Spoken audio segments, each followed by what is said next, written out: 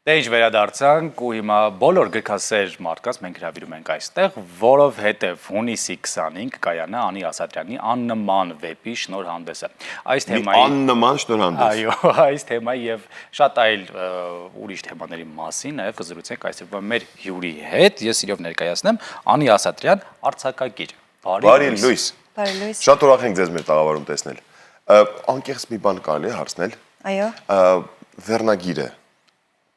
բառախաղով կամ հատուկ է ընտրված աննման, որ ամեն կերպ կարելի է շահագործել, օրինակ քիչ առաջ իհարկե ձեր թույլտվությամբ չէի հարցրել ձեր թույլտվությունը, բայց օգտագործեցինք, որ աննման շնորհանդես կլինի, աննման գրքի։ Նմանատիպ միտք կրել է արդյոք մինչև աննման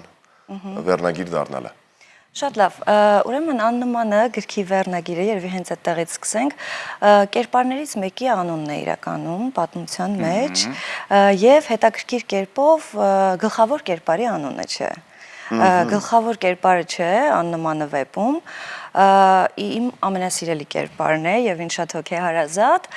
եւ պատմության մեծ հատվածում կերպարը ներկայանում է ոչ թե աննման անունով, այլ փոփոխված անունով։ Եվ տվյալ փոփոխված անունը նման անունն է։ Նման։ Աննմանը դառնում է նման։ Այո։ Մենք ենթադրենք, որ վեպը դետեկտիվ ժանրի տարեր ունի իր մեջ պարունակող թե մի փոքր էլ պատմենք ինչի մասին է վեպը։ Բայց շատ չպատմենք էլի։ Հա, վեպի հիմնական գաղափարը,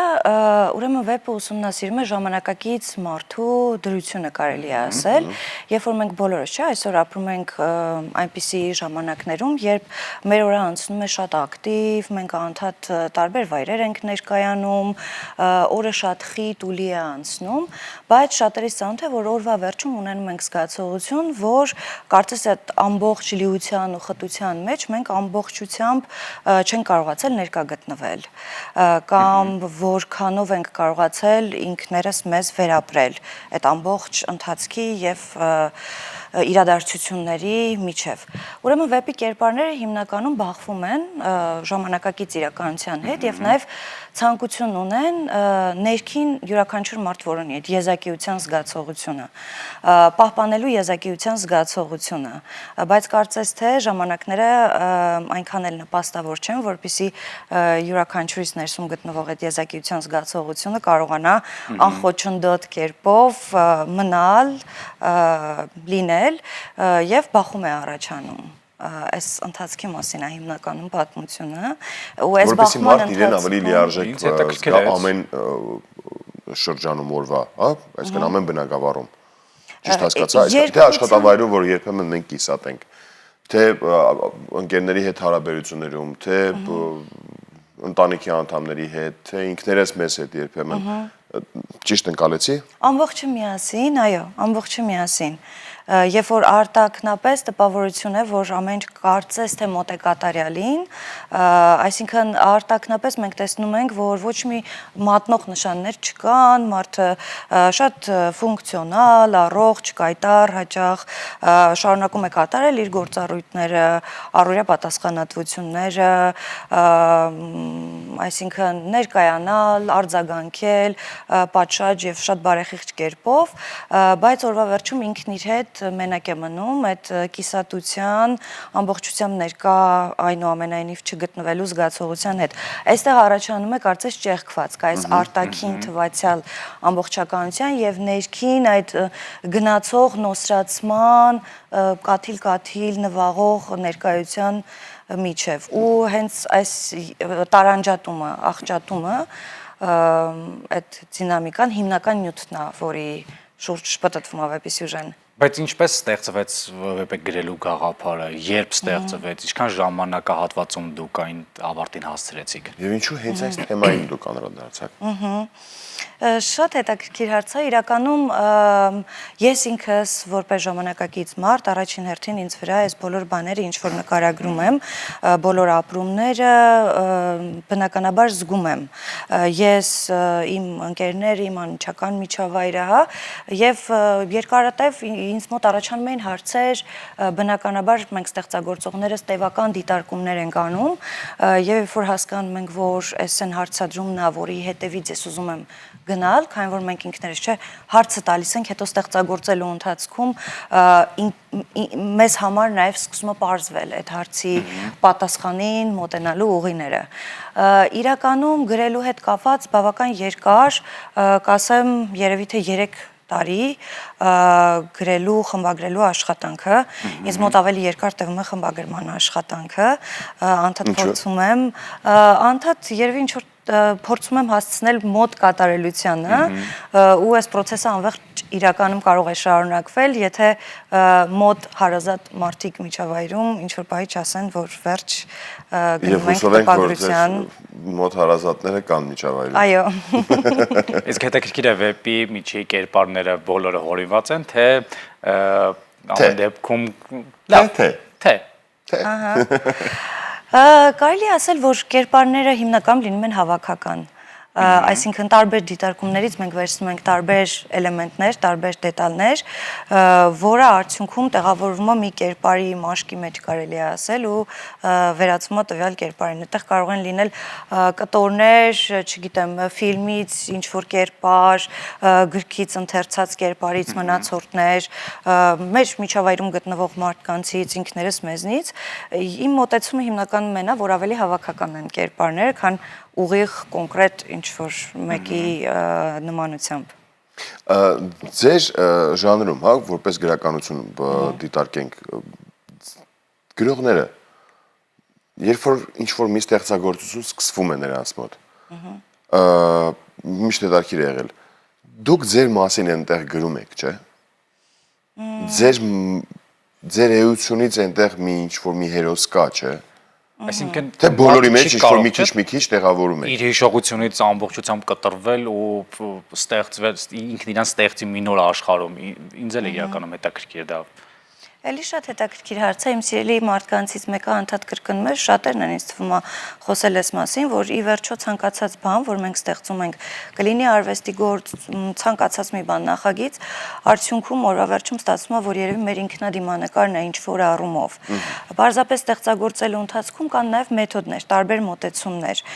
Հիմա օրինակ ստեղծագործողներ կան, ասում են, որ ինձ ավելի դուր է գալիս, ես ունեմ իմ թեման, ես պետք է ինչ-որ օբյեկտիվության կետի վերածվեմ, հնարավորինս որքան որ դա հնարավոր է։ Եվ ես պարզապես թեման դիտարկեմ, զարգացնեմ, կերպարների միջոցով փորձեմ փոխանցել։ Եվ կան ստեղծագործողներ, որոնց հետաքրքիր է հենց ամբողջ պատումի մեջ ավելի ընդգծված կերպով սեփական փորձառությունը, բնավորությունը, հոգեվիճակները տեղակայել։ Ինձ թվում է սկսելուց առաջ երևի ըստ ժամանակաշրջանի, թեմայի, աշխատանքի մտածում ենք ավելի որ մոտեցումը կլինի, բայց իրականում ինչ որ դուք նշում եք, կա դրա չափաբաժինը բնականաբար, կարծում եմ բարդ է դրանից երևի թե խուսափելը։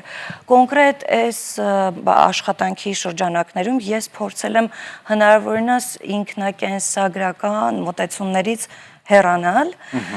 ու որտեվ նպատակ ունեի ոչ թե ներկայացնելու կոնկրետ մարդկանց, օրինակ մի քանի մարդու պատմություն,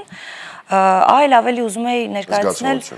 համընդհանուր պատմություն, որի մեջ մենք յուրաքանչյուրս կարող ենք ինչ-որ մի բեկոր մեզ հոգեհարազատ լինի, ծանոթ լինի, ավելի շուտ ընդհանուր ինչ-որ բան ներկայացնեի, քան մի քանի մենք այդ ամենը կպարզենք ամսի 20-ից սկսած։ Ու հետաքրքիր է աննմանը ձեր որ երրորդ աշխատանքն է։ Որպես աշխատանք, այսպես ասեմ, եթե վեպ, առաջին վեպը կարող եմ ասել, առաջին տպագրվող վեպը, արդեն պատրաստ է նաև երկրորդ եւ գրեթե մոտեն միավարտին երրորդ վեպը, որոնք դեռ տպարան չեն մտել, այսինքն փաստացի սա երկար ճանապարհ են անցնելու, որտեվ համաձայն ձեր բնավորության պետք է շատ այնտեղ կատարելության հասնեք։ Բայց նաև ձեր ստեղծագործությունները հրապարակվում են միջազգային պարբերականներում, չէ՞։ Այո, հիմնականում կարճ պատմվածքներ, որոնք լույս են տեսնում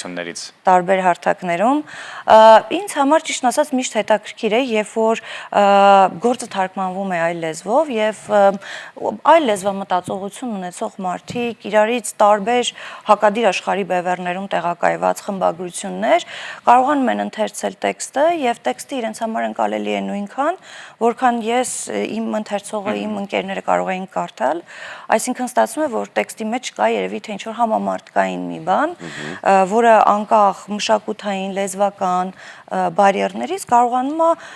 զգացմունքային արձագանք մարդկանց մոտ առաջացնել։ Փաստորեն ինձ համար այս երևույթը միշտ հետաքրքիր է։ Մարդ, չգիտեմ, օրինակ Երևան քաղաքում ինչ որ հարցի հետ կապված կերպարներ է ստեղծում, սյուժե է ստեղծում եւ ինչ որ մեկը ում հետ իրենք ընդհանրապես նույն լեզվով չեն խոսում, երբևէ չեն հատվել, գուցե առաջին աշխարհ, երրորդ աշխարհ, կարող ենք շատ խորանալ։ Այսինքն բոլոր տեսակի փորձառությունները տարբեր են եւ կա մի համընդհանուր մի բան, երբ որ մեկ էլ մենք ընթերցում ենք ու իրար հետ սկսում ենք այդ նյութի մասին նույն լեզվով, իրար հասկանալի լեզվով խոսել, սա ինձ շատ ոգևորում է, որովհետև երկխոսության երևի թե հնարավորություն է առաջարկում, ինձ համար ոգևորիչ է այս փորձը, բայց իհարկե տեղում հարազատ միջավայրում առաջին հերթին առաջնային արձագանքը միշտ ամենակարևորներից է, կարելի է ասել։ Միանշանակում ենք վստահ ենք, որ կամաց-կամաց նաև վեպերը նույնպես այդ ճանապարհը կընտրեն, կդառնան համամարտկային, շատ պարբերականներ եւ շատ այլ խմբագրատներ կանդրադառնան եւ մեր հայուհու, մեր գերեզգու, մեր տաղանդավոր Անի անունը շատ տեղեր մենք կհանդիպենք։ Ինչ շատ ոգևորիչ է։ Շատ շնորհակալություն, որ մեզ ցկեցիք ձեր օրը։ Մենք մաղթում ենք ձեզ հաջողություն, նոր ստեղծագործական տարբեր հետաքրքիր մտքեր։ Եվ էլի կգաք այստեղ անպայման։ Նոր գրքի արդեն թեմայով։ Իսկ սպասենք նոր գրքի։ Դե երկրորդն ու երրորդը ճանապարհին են։ Նոր մտքեր կան բացի այս վեպերից։ Հա, մտքեր կան, բայց դեռևս իրականացնենք, ընթերցենք, հասկանանք